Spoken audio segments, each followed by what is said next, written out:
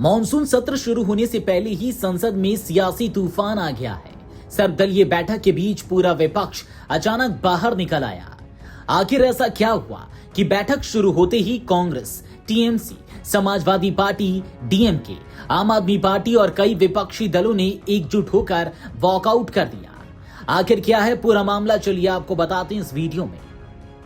दरअसल संसद के मॉनसून सत्र की शुरुआत से ठीक पहले बुलाई गई सर्वदलीय बैठक सियासी विवाद की भेंट चढ़ गई। संसद भवन एनेक्सी में आयोजित इस बैठक से कांग्रेस, तृणमूल कांग्रेस, समाजवादी पार्टी, डीएमके, झारखंड मुक्ति मोर्चा, आम आदमी पार्टी, नेशनल कॉन्फ्रेंस, वाम दलों और शिवसेना यूबीटी समेत कई विपक्षी दलों ने वॉकआउट कर दिया।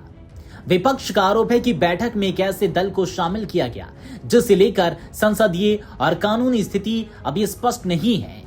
टीएमसी सांसद महुआ मोइत्रा ने कहा कि लोकसभा अध्यक्ष ने कथित 20 बागी सांसदों के विलय को अभी तक मंजूरी नहीं दी है और उनकी सदस्यता से जुड़ी याचिकाएं भी लंबित हैं। इसके बावजूद उन्हें सर्वदलीय बैठक में आमंत्रित करना संसदीय परंपराओं और संविधान की भावना के खिलाफ है। महुआ मोइत्रा ने कहा कि 91वें संविधान संशोधन के बाद किसी अलग संसदीय गुट के गठन की व्यवस्था नहीं है। ऐसे में इन सांसदों को अलग पहचान देकर बैठक में शामिल करना गंभीर सवाल खड़े करता है।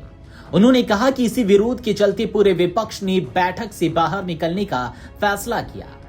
कांग्रेस सांसद प्रमोद तिवारी ने भी विपक्ष के रुख का समर्थन करते हुए कहा, अंतिम संवैधानिक फैसला आने से पहले किसी समूह को मान्यता देना पूरी तरह असंवैधानिक है। उन्होंने कहा कि कांग्रेस ने संविधान की रक्षा और संसदीय मर्यादा बनाए रखने के लिए वॉकआउट किया है। शिवसेना यूबीटी सांसद अरविंद सावंत ने भी सवाल उठाते हुए कहा कि कानून की किताबों में ऐसी मान्यता का कोई प्रावधान नहीं है। उन्होंने कहा कि यदि किसी मामले पर फैसला लंबित है तो उससे पहले किसी समूह को अलग पहचान देना उचित नहीं कहा जा सकता।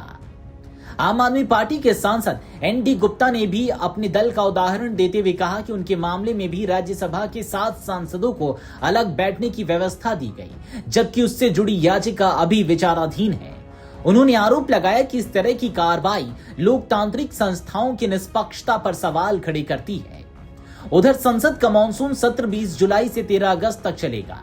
केंद्रीय संसदीय कार्य मंत्री किरेन रिजिजू के अनुसार राष्ट्रपति द्रौपदी मुर्मू की मंजूरी के बाद बुलाए गए इस 4 सप्ताह लंबे सत्र में कुल 19 बैठकें होंगी। सरकार का कहना है कि इस दौरान राष्ट्रीय महत्व के कई मुद्दों पर चर्चा होगी और आवश्यक विधायी कार्य पूरे किए जाएंगे। हालांकि सर्वदलीय बैठक में हुए इस विवाद ने साफ संकेत दे दिए हैं कि मॉनसून सत्र की शुरुआत से पहले ही सत्ता पक्ष और विपक्ष के बीच टकराव तेज हो चुका है। ऐसे में अब सबकी नजर इस बात पर है कि सदन के भीतर यह राजनीतिक संघर्ष किस रूप में सामने आता है। वीडियो डेस्क अमरउजाला.com। अगर आप ये वीडियो YouTube पर देख रहे हैं तो हमारे चैनल को सब्सक्राइब कर बेल आइकन दबाएं और Facebook पर देख रहे हैं तो हमारे पेज को लाइक करें।